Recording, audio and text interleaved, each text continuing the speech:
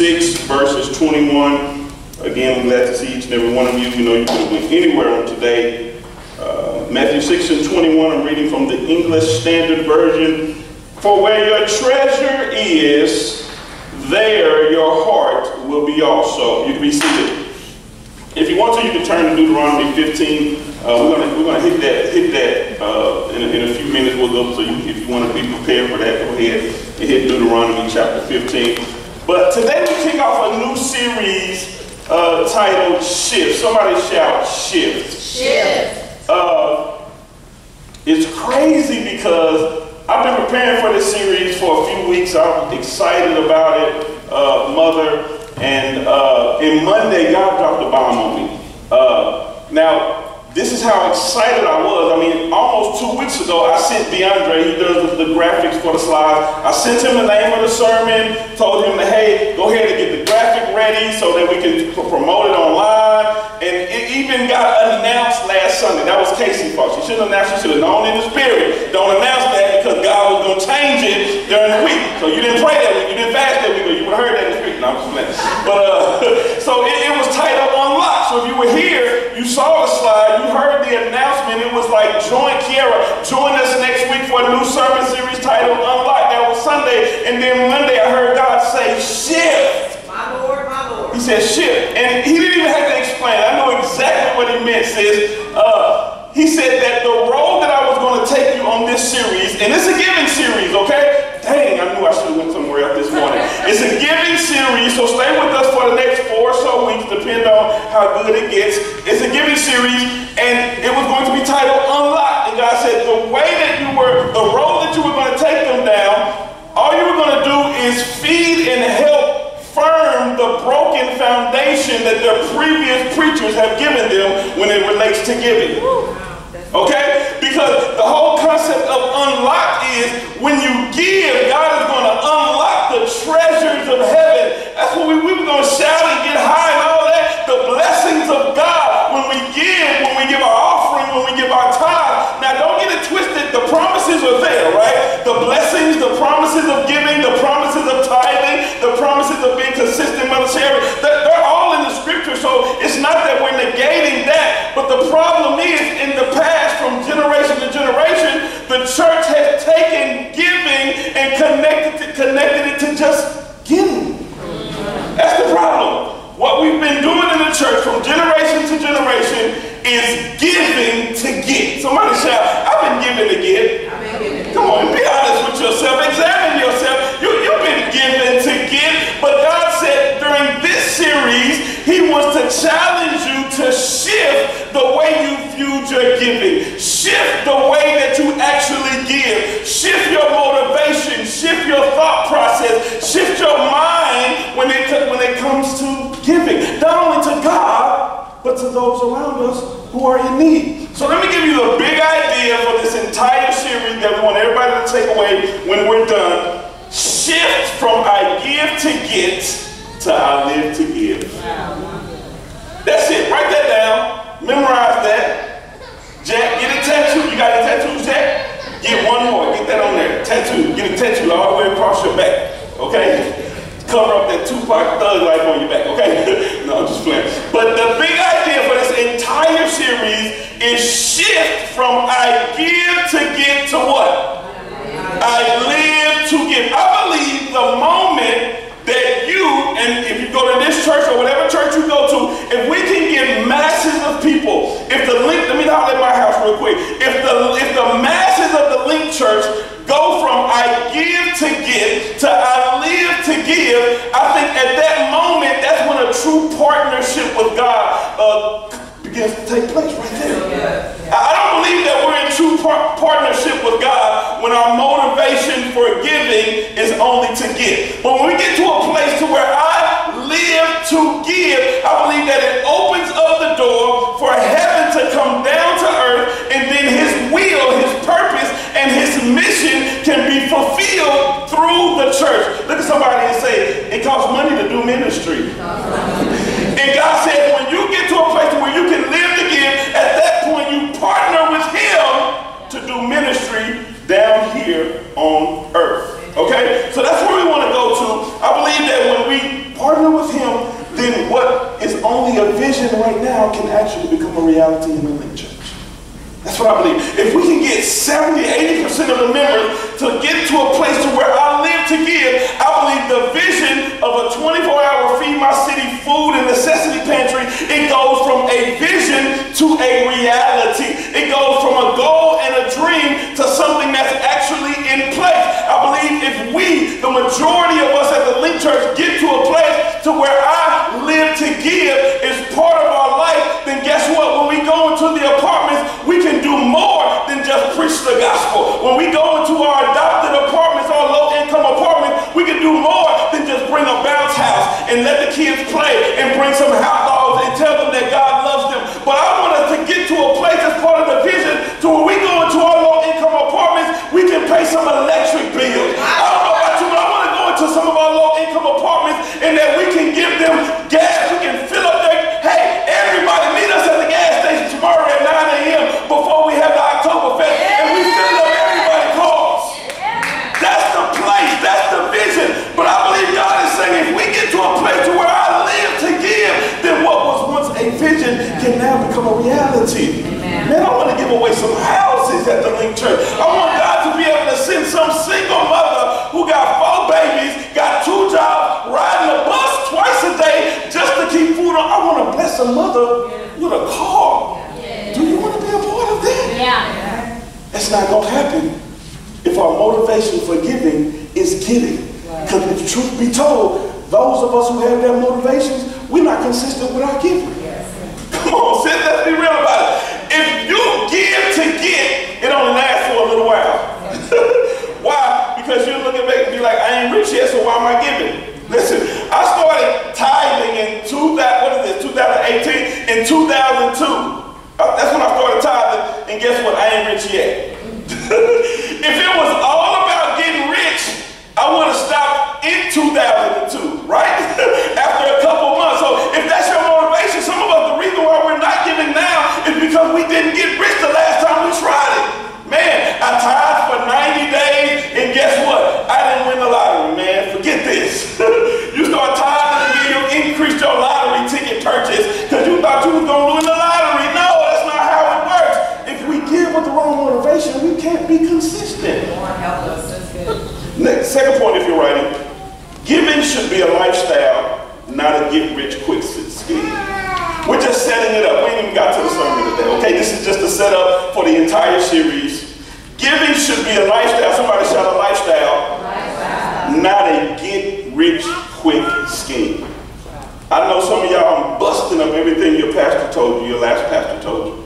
I'm busting up all the stuff that you grew up under. Why? Because it was manipulative. Ooh, you talking about my old pastor? No. It was manipulative. Let me apologize on behalf of all the preachers and all the ex-pastors who you stood under, who manipulated you, twisted scriptures on purpose with intention to get you to give for their gain. That's not what's going to happen at the Link Church. One thing that I vowed I'll never do, I'll never manipulate you for giving. I'll never lie to you. I'll never twist the scriptures. I promise. If you stay with us for the next 4 weeks, I'm going to say some stuff through the scriptures that some other pastors will be mad at me if they never see it.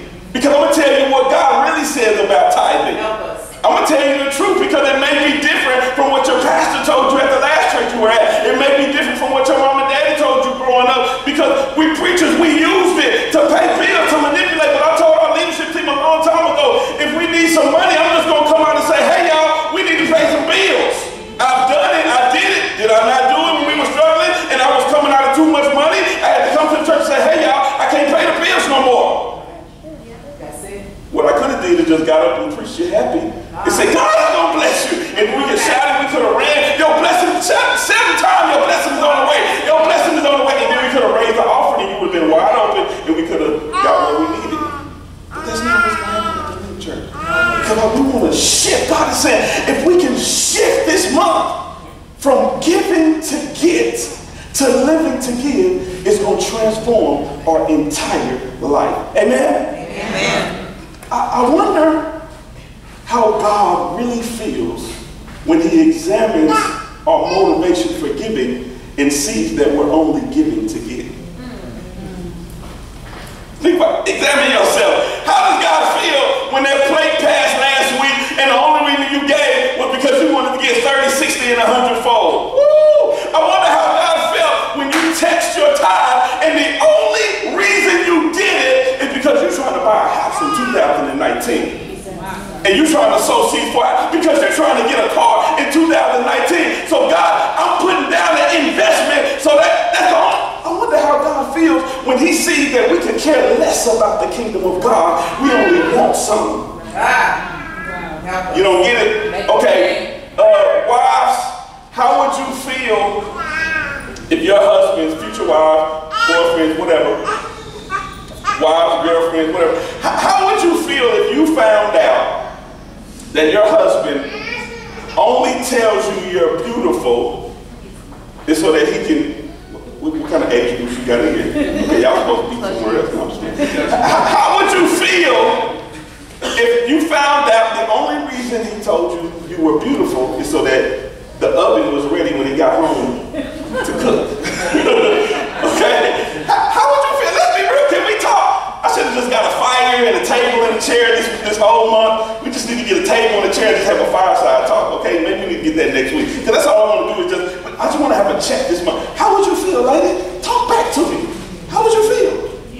You be cool? You be cool with that? If you found out he don't even think you beautiful. He don't even care. He's just trying to get the oven ready. Because the last time he went to a marriage conference, they said you got to turn the oven on in the morning, brother, if you want it to be ready when you get home in the evening to put the food in there. So how would you feel if you felt like, man, that's the only reason why he texted me today. The only reason he texted me asking me how my day is so I can turn the oven on. That's the only reason he bought me flowers. He could care less. If he found out he wasn't going to get nothing, he wouldn't text. If he found out he wasn't going to get nothing, he wouldn't send no flowers. You would feel used and abused, right?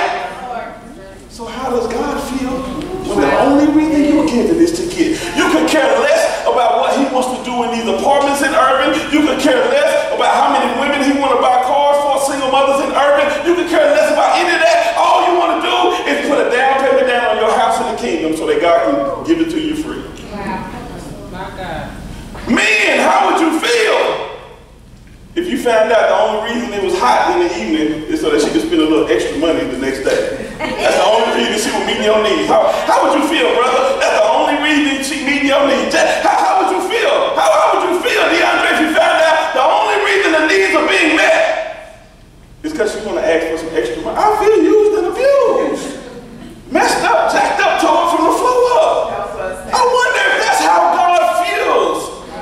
But you know what? I partly say it's not all your fault. Again, because we've been misquoting and mistreating scriptures. Right. Just so we can get the prosperity gospel messed us up. Yes. It messed the church up. I was given to get a Bentley. I was getting to get custom suits. I was given. That messed us up, man. Yes, sir. Yes. Yes. It was all manipulative. Wow. But God says, I want to shift that thing in your life to where you go from giving to what? To what? To living to give. Okay, next one. A lifestyle of giving, it starts with my heart, not my money. Somebody shout my heart. My heart. A lifestyle of giving. We're still in our intro, okay? Stay with me. A lifestyle of giving, it starts with my heart and not my money. Our base scripture that we read, it says what? That where my treasure is, that is where my heart is also. Which means if I check your bank account, I can tell where your heart really is. If I check your bank account and after bills, I look to see where you're spending your money, according to the scripture, that's where your heart is. If you want to go from giving to give to living to give, guess what? You're going to have a heart transplant. You're going to have to fix some things in your heart because that's where your money is going. That's messed up that God would say, I can look to see how much you give in the plate to see if your heart is with me. Wow. You said, is it really how much? I don't know, because the widow gave 2 mites, but what did she give? She gave everything that she had. Some of us are sacrificing 20 $20 a month.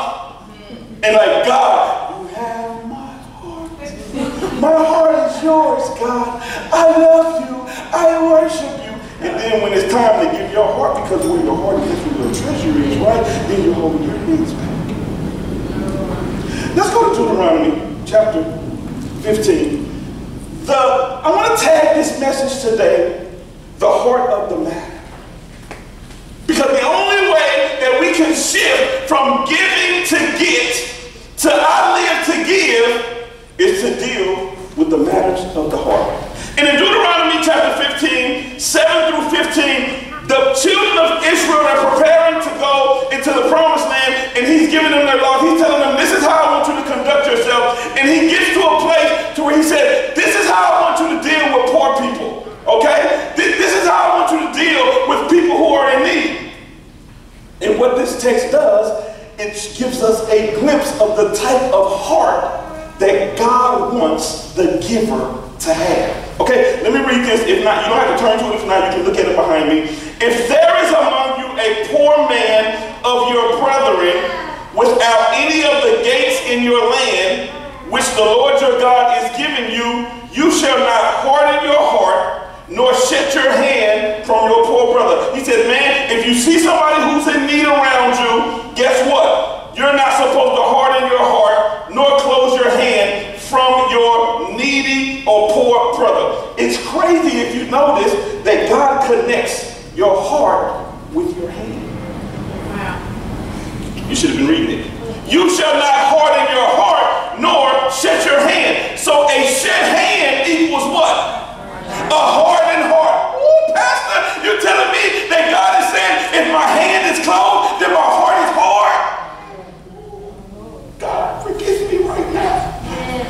So if a hard heart equals a closed hand, then I guess that means an open hand equals the kind of heart that God really wants us to have. But you shall open your hand wide to him and willingly lend him sufficient for his needs. I know this is going to take a lot of us out of our comfort zone, whatever he needs. Verse 9, beware lest there be a wicked thought in your heart, saying the seventh year, the year of release is at hand, and your eye be evil against your poor brother, and you give him nothing, and he cry out to the Lord against you. What he was saying in that 9th verse, there was something that he called the year of release if you go back to the beginning of this chapter. And what happened during that 7th year, during the year of release, if anybody owed you anything, if anybody had any debt, you had to release them.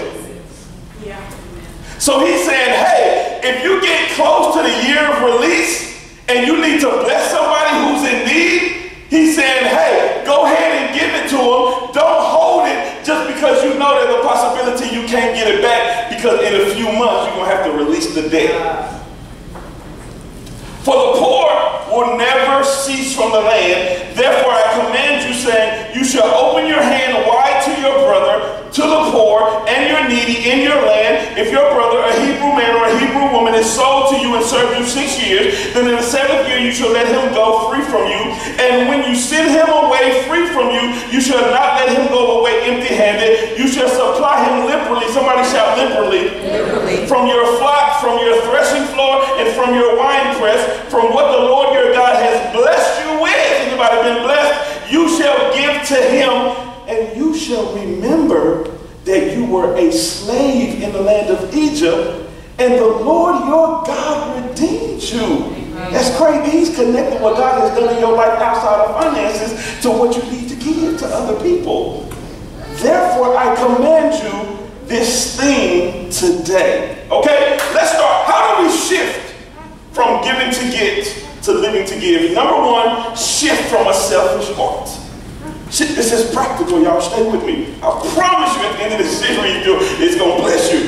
Shift from a selfish heart. Where do we get that from? We get that from verse 9 in that Deuteronomy 15. Beware lest there be a wicked thought in your heart, saying the 7th year, the year of release, is at hand. What is the writer, the author saying, that God is saying to them? That, hey, don't be selfish just because you know that when you give to this poor person, when you give to this needy person, you may not get it back. That's what he was saying, because the year of release, he was like, if it gets close and somebody says, I need something,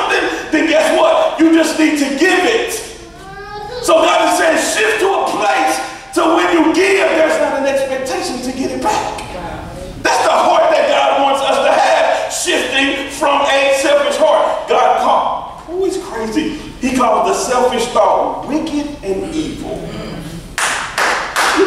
You thought you weren't wicked because you ain't murdered nobody.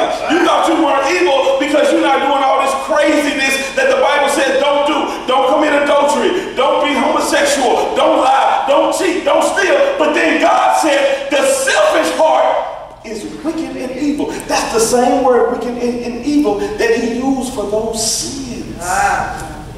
Help us. Let them marinate for a minute. He said that when I see the selfish heart, the person who won't give because they don't think they'll get something back, what I see is wickedness and evil. Wow. Woo! Yeah. God, you care that much about giving that you will call not giving wicked and evil? Y'all with me? Selfishness, guess what? It's the product of infancy, and some of us have not decided to grow up. That's what it is.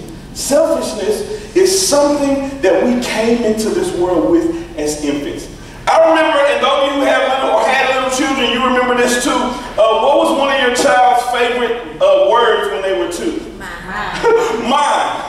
It was like this whole phrase. If you haven't had children, just wait for it. And it's so cute for the moment, but then the problem is we grew up with that same mindset. We grew up with that same time. And I would play with my daughter because it was one of, like I said, it was just so cute. I'd be like, give me that dog. She'd be like, mine. I hold it and take it away. Mine, mine, mine. Give me this hair. Give me this comb. Give me all the things that she would play with. I would take it and say mine. She would be like, no, mine, mine, mine. It was cute as an infant, but the problem is some of us in here now, we're 30 and we still have this mine shit.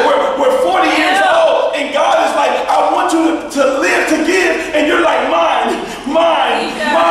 The problem was with my daughter is she didn't realize that I was the one who bought those dolls. She didn't understand that dollhouse, my wife worked hard and when it bought, she didn't understand that. She just thought because she received it that it came from her own. But no, baby, that's mine. I just let you borrow it. And I tell her that now. I'm closing. No, that's my door. You don't pay, you don't get to close the door in my house. But no, this is my room. No, it's not. I'm just lending you this room. Your mom been trying to tell you that, boy. This ain't your house. This ain't your room. Them ain't your clothes. Them my clothes. I'm just letting you use them. Mine. And we're the same way now today with our money. I can do what I want to do with my money. Why? Because it's mine. It's mine. All that is the spirit of selfishness that God is calling wicked and evil. If we're going to shift from giving to give to living to give, what are we going to have to do? We're going to have to deal with our selfish hearts. How are we so stingy with something that's not even ours? That's the problem right there. That's part of the root of our selfishness, is that we think what we have is ours. But what does God say in his word? I own everything. He said the earth is what? The Lord's and the what? And the full. He says everything. I didn't hear him say the earth is the Lord's except for Paisley's money. The earth is the Lord's except for Chase's money. The earth is the Lord except for April's bank account. No, he says everything is the Lord, and he had to add that fullness just in case you got it twisted. When guess what? When something is full, there's no room for anything else. Everything is here in this earth, in this world. He says it's mine. I own it. So if we're going to shift, we're going to have to deal with our selfish heart. Somebody said, I got to deal with the selfish heart. Number two, we not only have to shift from a selfish heart, but we got to shift from a grieving heart. Somebody shout a grieving heart. We got to shout from a grieving heart. Pastor, I don't get it. Where's that from? Look at verse 10. You should surely give to him, and your heart should not be what? For those who have your Bibles. Should not be grieved when you give to him, because for this thing the Lord your God will bless you in all your works and in all to which you put your hand. We're not dealing with no promises today. Why? Because we're shifting, okay, from living to giving. But he said that when you surely give, your heart should not be grieved. In other words, your heart isn't pleasing to God when after you give, you feel bad about it. Selfishness attacks prior to giving, and grieving attacks after you give. So selfishness is what stopped you from giving. And then if you finally get to a place to where you can give, then Satan used grieving to attack you after you give. Have you ever felt bad about giving? Anybody? Nobody gonna say it. I know I have. Shoot. When I had all these needs over here and then I paid my tithes, when I had all these different needs, what? I'm like, you know what? I could have did something else with that money. What's a couple of reasons why we grieve? One, when we see and think that there's something that was more important that we could have did with that money. It happened to me. When I was at Cornell, we had an annual giving campaign at the beginning of the year, okay? And praying about that now, we should do something like that at the Link Church. We'll see what God says. And one year, so at the end of the year, we would start praying. It wasn't something, they didn't ask for a specific number, Kiara. It was, pray and see what God says to you, right? So I felt like God was saying, give all your income tax, right? Because we're going to be like around February, third month. I felt God was saying, give all of your income tax. Like, cool. Ain't no big deal. I told my wife, hey, God said, we're going to give all our income tax. Like, cool. We don't really get big income taxes, right? We really just like trying to hope we don't have to pay, right? That's where we are, right? We don't get no $3,000 or $4,000 income tax. So I'm like, shoot, if we do get something back, cool. I ain't tripping on that. I give it to them. And that the year prior is when we started the record label. Okay, so we had a lot of expenses that year. So I didn't really understand, Kiara, the tax, all that stuff, writing off stuff, right? So we kept all our receipts and we did all that, but I didn't know how it impacted, what you could get back or breaking even, right? So because of all the money we spent with the record label getting her album together, it yielded a nice, when we got that income tax back, it was a nice amount. And at that point, I was like, okay, hold up. I need to make sure I heard God, right? Okay? I was cool when he told me before, because I thought, $200 or $300, big, whatever, you can have that, God, it's yours. But then when I saw what we had, it was in the 4 digits, I was like, And I went on the gate and I was obedient, but there was this grievance after, like, man, I could have paid some debt off. I could have put some of that credit card stuff down. I could have paid some stuff off. I could have did a lot of things with that. There was this grieving spirit.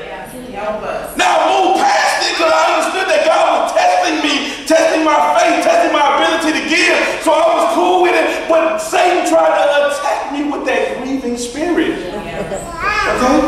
So one of the ways that he uses that grief again is he makes us think that we could have done something, it was too much to give, we could have done something else with it.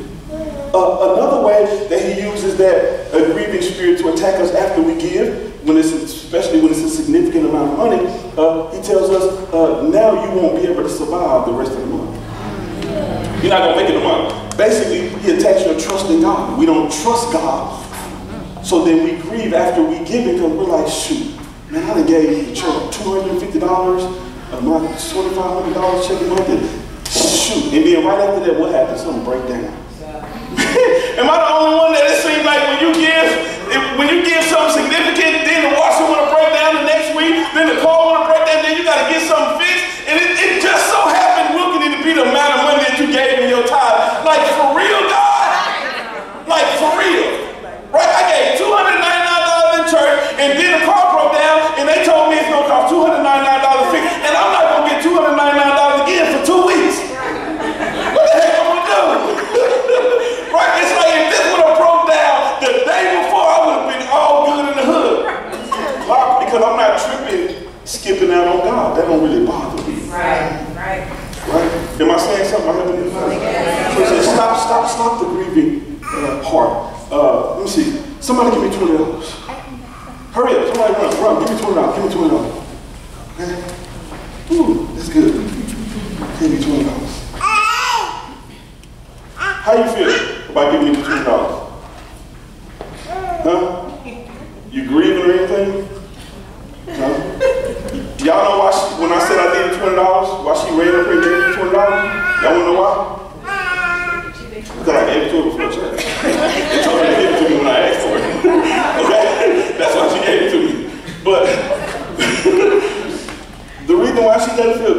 about it. Why? It was never hers. I gave it to her. All she had to do was hold on and take care of it until I asked for it back. Somebody didn't get it. They're going to ask you, like, why was you laughing when you said that? That's all she had to do. What was that? That's called stewardship. This is mine. I'm going to give it to you. All I need you to do is manage it, maintain it, and then I'm going to ask for it back. And because she knew it was never hers in the beginning, she had no problem giving it to her. She has no grievance now. She don't feel like she lost nothing. She just returned to me what was already mine. This is what we need to do to really shift. When it comes to giving, we're going to really have to change the way we see it from giving to God to return to God. That's a big difference. Now, if I would have said, you got some more money in your pocket? You do? Can I have it? All of it. See, now she thinks it's a game right now. If I take it and keep it, she's going to come back and ask for it back. You good? You good? But because she feels like, she's like, that's hers. So now it comes it's a whole different mindset, right? Now, like, hold on, before I give you everything, I need to talk to my husband. Because this impacts both of us. So before I decide to give you what's mine, I need to think about it. I need to take some stuff into consideration. But when it came to returning to me what was mine, she didn't have no problem with it. There was no issue. Where Dante at? Dante, was you cool with her giving me this? Why not? Why? He says it wasn't ever mine. It was never part of the budget to pay no bill. He's like, we didn't lose nothing. What's the whole purpose? Shift. Shift the way we see it. It's not mine. I'm just returning back. When God says, I want you to bless your coworker. She's struggling. You don't see it. She hasn't told anybody, but God shows you. Bless your coworker. She got 3 kids. Buy her groceries this week. But God, you must don't know, God, how much the Beyonce tickets cost. I can't afford.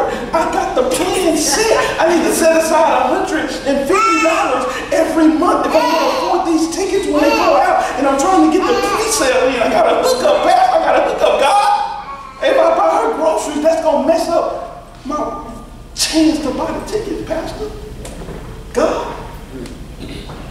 is like, that's not even what I gave it to you for. I gave it to you to just hold it. Pay your bills, do some things, and enjoy yourself.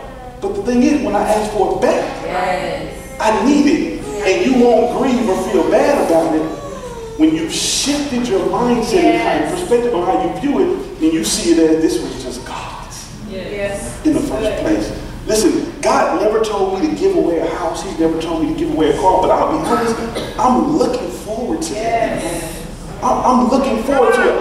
It's going to be tough. I know it's going to be tough, Paige. I know it's going to be rough, but I'm looking forward to that. The fact that he would even tell me to give away my house says how much he trusts me. Yeah, that's good.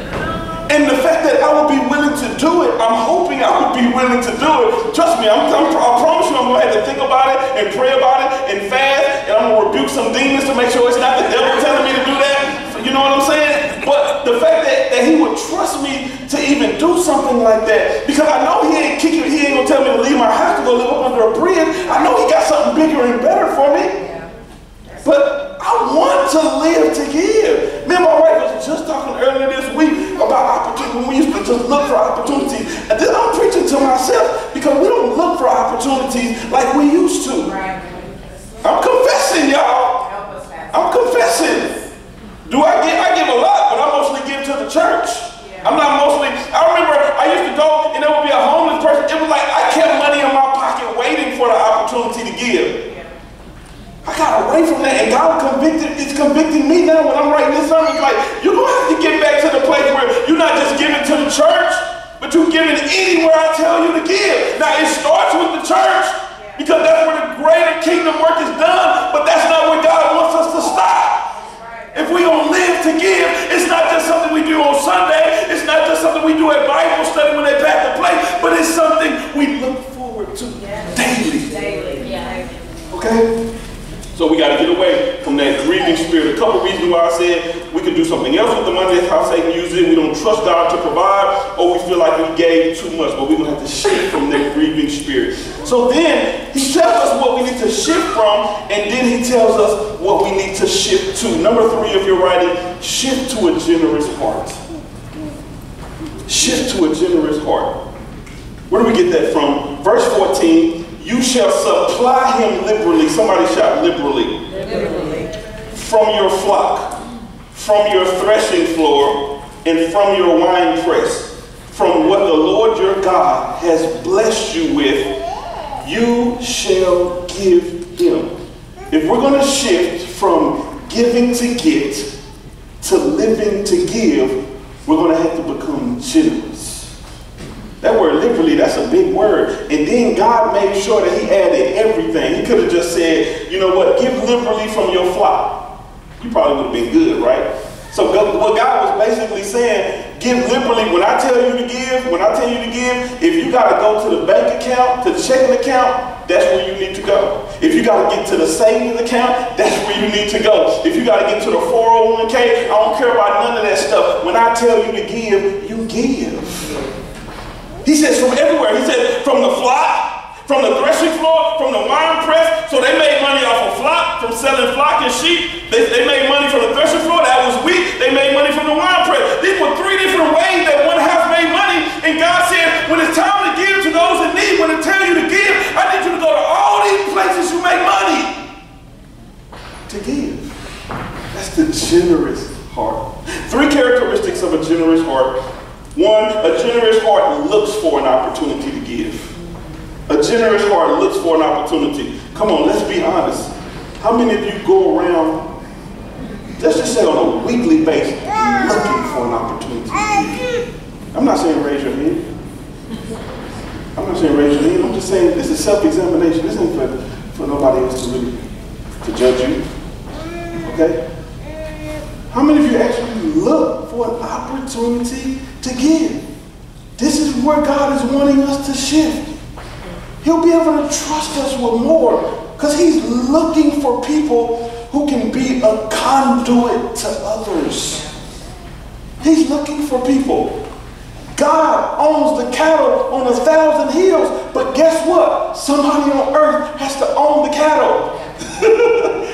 And when he wants to give the cattle away, he has to use somebody. He has to first give somebody the cattle, and then he has to tell them to sell the cattle and give the money to Africa to build the schools. Yes.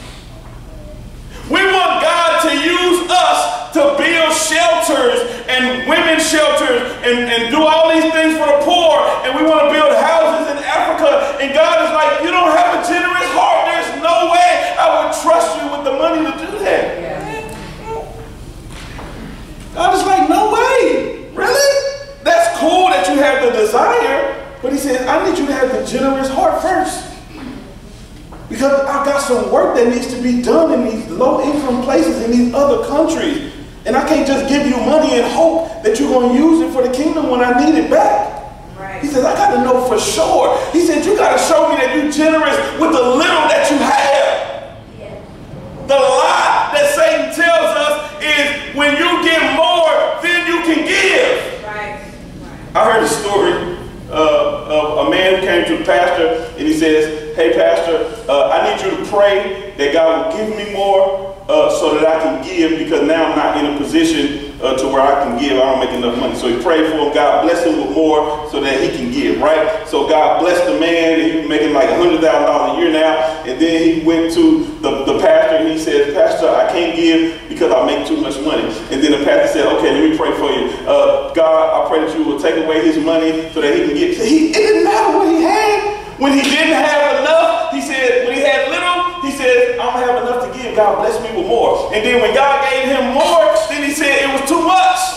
I can't give 10% of that. He couldn't give 10% when he was making $100 a year. And then when he made $100,000 a year, he said, that's too much. $10,000 is too much. The Satan will help us lie to ourselves when we tell ourselves, ooh, if I just make more money, then I can give the way I want you to give. And God is like, man, if you won't even give me a little bit of $20. Wow. Yeah. You really think you're going to give me a little bit of $200,000? Help us. You ain't.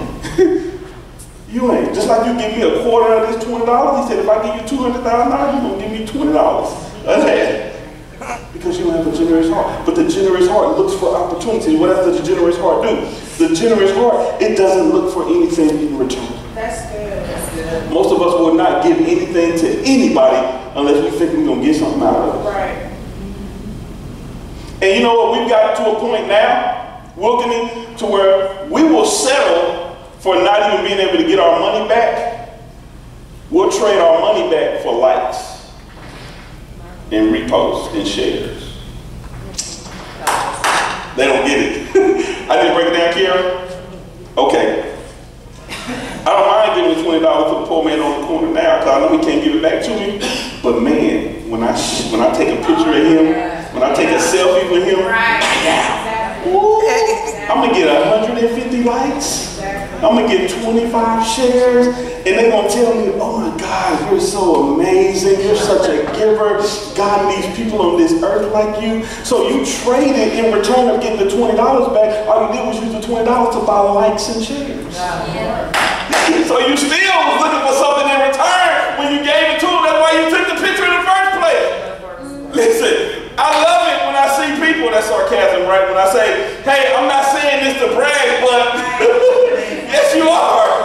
That's why you preface it with that. I'm not saying this to brag, but man, I was walking through the store and somebody was in front of me with a whole lot of groceries and God said, pay it forward. And I was like, no, God, I got something to do. I got my own family. And I fought and I wrestled in the spirit realm. Me and Satan, we had a fight right there. And right before she pulled out her card, I won the battle with Satan. I pulled out my card and said, I'm going to buy it in Jesus' name. And I'm not saying this to brag, but I just want to encourage somebody. God ain't never read them posts. I'm not saying this to brag. I'm just challenging somebody. Because I'm laughing. I'm just challenging you to step into your calling and walk in your purpose of being a giver. In Jesus' name, pray for me that I grow stronger in the Lord. Okay? That's crazy, right? So you still got something in return. But God said the generous giver not only is not looking to get his money back, but he's not even worried about letting his left hand know what his right hand is doing. Because he says that when they praise you, that'll what? That'll be your reward. Go to the Bible. Go to the Sermon on the Mount. He said that'll be your reward. But the generous person don't look for money back, don't look for applause, don't look for none of that stuff. And that's what we're going to have to shift to. Last one on that. A generous heart gets joy out of giving. Right there completely contradicts the grieving spirit. If we're going to shift from giving to get to living to give, we'll get to a place to where we have joy. Like it excites us. Like, man, I'm blessed in today. And I feel good about it. And I don't feel good about it because somebody told me how great I was. I don't feel good about it because of likes and reposts and shares and all this stuff. But I feel good about it because, man, God used me today. God used me to bless my coworker at lunch because God showed me that she was struggling. God used me to bless my neighbor with their kids with some school shoes because I saw that on the first day of school they were still wearing the shoes from last year. God used me. I feel good about that. That's the joy that you should have. You'll know that you have a generous heart when you feel good about that. Okay? Because it's not just about giving to give. But we're going from living to give. Last one, we out here like last year. Shift to a grateful heart. Am I going too long, y'all? Are y'all getting something out of this? Yeah. Shift to a grateful heart. Where that's from, Pastor? Verse 15. You shall remember that you were a slave in the land of Egypt, and the Lord your God redeemed you. Therefore, I command you this thing today. You shall remember what? He said, what in the world does this have to do with giving? He's like, remember that I saved you. Okay, I remember. But that ain't got nothing to do with my money. He said, yes, it does. He says, you'll be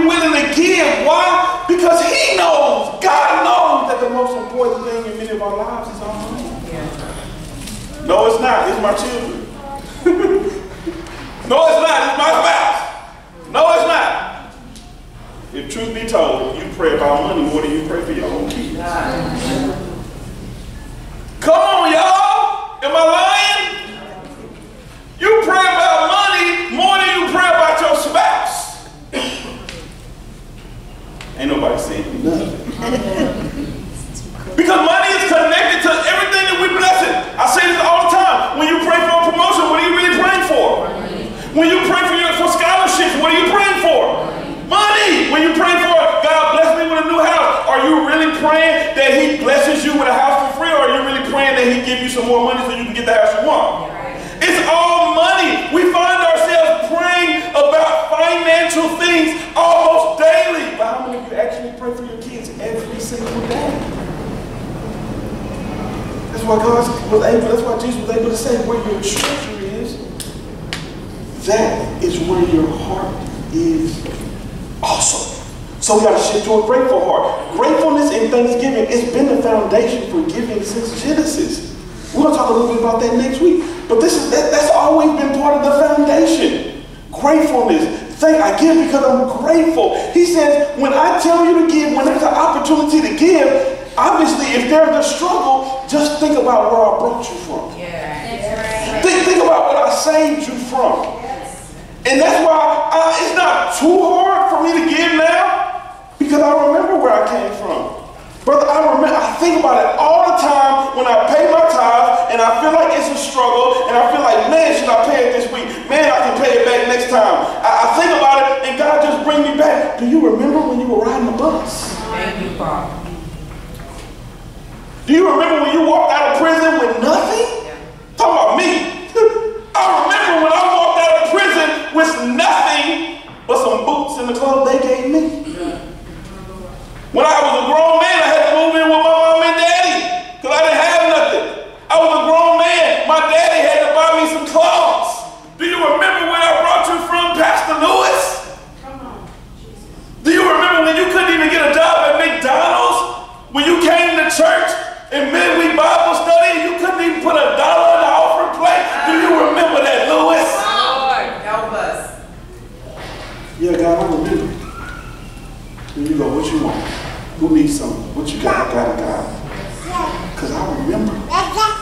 He says, just remember where I brought you from. And when he told him, I'm about to take you to a land. He's talking to Israel. He's preparing them to go into the promised land. And he says, man, when you get over there, bless some people. And remember, I brought you out of slavery. Yes, yes. And I believe that if we can shift our thinking and never forget where God brought us out from. And maybe you never struggled in your life. Maybe you went straight from mama's house to having everything that you needed and never had a problem or issue. Well, guess what? Maybe you can't recall what God brought you out of. And maybe you just need to think about where you could have been. Because they said it best when they said, it could have been me outdoors. It could have been me with no food, no clothes, no shoes. So if you can just think about that, when God gives you the opportunity to give to somebody else, I promise you, you won't have no problem saying, okay, God, who do you want me to bless? Because I know where I could be, I know where I should be, and I know where I would be if it had not been for your grace. So if all you need is grace to help you go from giving to get to living to give, then take your grace and move on. Yeah.